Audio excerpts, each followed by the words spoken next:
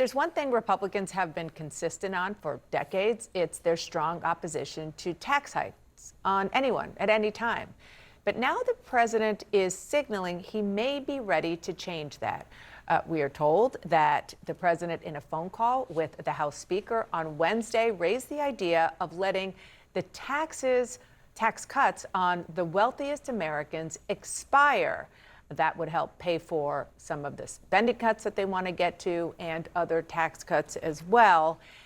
So that is a big question now, whether or not they will really consider this in the United States Congress run by Republicans. Traditional Republicans, they don't want to do that. Listen to the Senate Majority Leader, John Thune.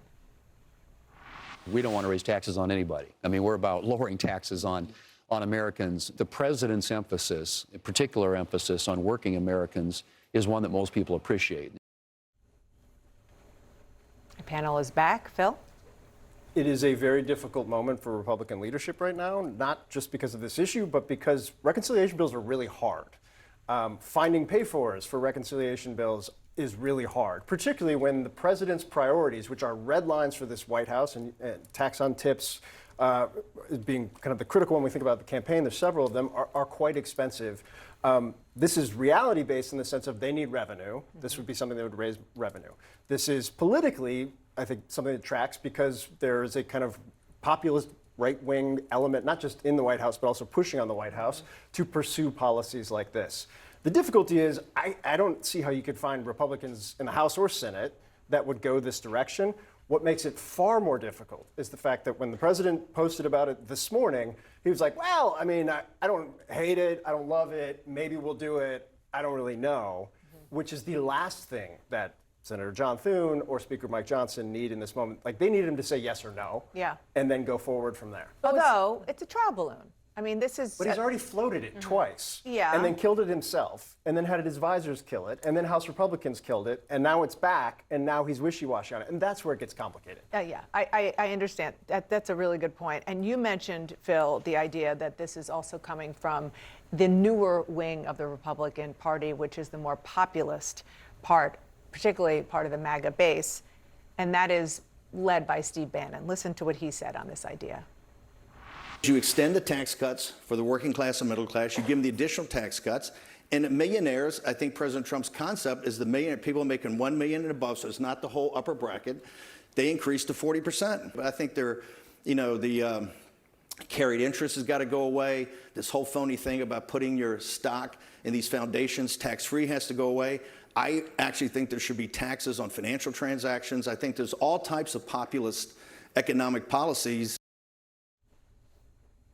And I guess this is what I'd say, based off of what Phil was saying and Bannon and everything else. It's May 9th. The Republicans have been projecting that they would get this bill done by the end of May. I don't think that that is likely at the moment. This is complicated in all sorts of ways. They don't have a big margin. It's a couple of votes in the House that they can lose. House members are saying they can't trust the Senate. Senate members are saying they can't. So it's a day that ends in Y. Yeah. Also, how are they going to reach the cuts that they want to reach, which is they can't do it unless they start cutting things like Medicaid, which is a whole other But thing. that's what I don't know how much this revenue this would get, but that's part of what they're trying to grapple with, is to get more money. But Steve Bannon himself has also said he's pushing Trump obviously on raising taxes for the wealthy, but he's also saying you better not cut Medicaid because that impacts our voters as well. Yeah, and as we go to break, I just want to put a reminder up. Grover Norquist, who has been getting Republicans to pledge no tax increases for years, he got 191 House members and 44 senators to make that pledge. So they would literally have to go against that pledge to go with this idea. President Trump raised the idea of higher taxes for the wealthy during a phone call with House Speaker Mike Johnson earlier this week. In a new social media post this morning, the president suggested that he's open to the idea, but acknowledged the political risk that it would pose to Republican lawmakers. I'm told President Trump wants a top income bracket for people making more than $2.5 million per year for taxes, and that he also wants to tax income above that level at 39.6%. So let's discuss this now with Republican Congressman Carlos Gimenez of Florida. Thanks for coming back on the show, Congressman. Always nice to have you. So, bottom line, is putting more taxes on the wealthy something that you and other Republicans can get on board with? I know it's been discussed, and I've been in the room when it has been discussed, and then there's pros and cons with it. I'm not entirely on board yet, but it needs to be discussed, and then we need to find out if what are the positives of it, what are the negatives. Look, we've got some other tax breaks for a heck of a lot of other people, like we're discussing the President Trump's idea of not taxing tips, Social Security, overtime, et cetera. All that costs money, and so there are folks in my caucus that. In my conference that say, okay, what's the pay for that? And one of the ones that we've been discussing, one of the issues we've been discussing is, okay, on those very, very rich, can we increase and up the bracket on them? And so it's up for discussion, and now we hear that the president is open to it, so I think it'll be on the table, and then we'll discuss it.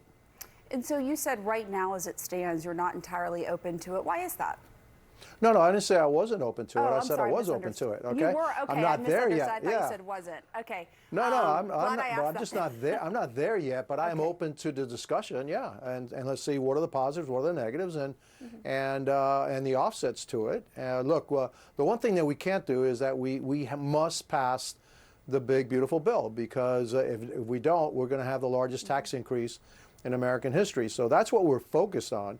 And now there are other issues of what the president wants, and then how do we get to that point where everybody can feel comfortable in voting for this reconciliation package. And so that's where we're trying to get to right now. It's the edges that we're trying to resolve with some of my colleagues that are on the blue states, and then some of my colleagues that are in the House Freedom Caucus. And so we've got to find the middle ground there. This is an issue that may help us find that middle ground. I didn't say I said I wasn't there yet, but I said I'm open to discussion. So what do you think, what else do you need to know about it? What do you think could get you there? And just if you would, bring us into that room with other Republicans discussing this issue. I mean, is it your sense that that Republicans could end up doing this, or did it seem like a contentious issue? Just bring us there. Look, we're talking about really rich people, okay? I mean, with a lot of money, okay? And so how much does that, if we increase that rate on them, how much would it really hurt? How much would it hurt investment? How much would it hurt job creation? And those are the things that I'm trying to, get my head around, because even though they do make a lot of money, they're also the ones that create a lot of jobs. And so in the end, how does that help or hurt America? How much revenue does it actually bring in? So all of those things, and so those things have to be discussed. And what do we discuss in the room? We discuss everything. And there's a whole bunch of ideas that are brought on the table. Gee, I'd like to do this. Gee, I'd like to do that. And we all come from different districts, and we represent different folks and different, we do different districts with different ideas and different needs. And so, getting this all together is a very interesting exercise. I'm sure. But at the end, we will get it done, because failure is not an option. So just to follow up, I mean, what would you say to constituents who might be watching this debate play out and say, well, why not put more taxes on the really rich? Why are Republicans looking to squeeze Medicaid or looking to make changes there for lower income Americans as a means to extend the tax cut that research shows really benefit the wealthy? What do you say to constituents who might view this that way? Well, I'll say to them that we're not going to be touching Medicaid benefits. What we're going to be doing is, and what we have discussed is, those recipients that are actually capable of work, they need to go to work. Illegal immigrants that are on the system, they probably shouldn't be on the system. And then finally, we also know that there are close to 2 million recipients right now that have registered in 2 states. They're double dipping. It's okay to keep one state, but you can't keep 2. So those are the kind of things that we're looking at. We're not really looking at reducing the benefits to those that are eligible and should be eligible to receive Medicaid. And so what do I say to my constituents right now? It's exactly what I'm saying right now. I'm not closing the door on it. We just have to see what are the pros and cons. And then at the end, we'll line up. And so it's interesting that the president said he's open to the idea also, and he's discussed it apparently with the speaker. I'm not sure that that's completely accurate, but I'm going to take your word for it. Well, but then he also put the caveat, why do you say you're not sure if it's accurate? because Well, I mean, I spoke to someone this morning who did confirm it, and it had been previously reported in the New York Times. And the president himself did put out a Truth Social post saying, hey, I'm okay with it, but it might not be a politically good idea for Republicans. I'm not saying that he didn't do that. I'm just saying that did he have that discussion with the speaker? I haven't heard of that myself. Okay, and so I've got to make sure that that's true. Okay, and so that's we're open to it. I know we've discussed it in the room. There's been discussions in rooms I've been in and talked about the idea, and so again, we're going to have to look at it and see how it comes out at the end. But at the end, we will pass the bill, and reconciliation will pass because failure is not an option.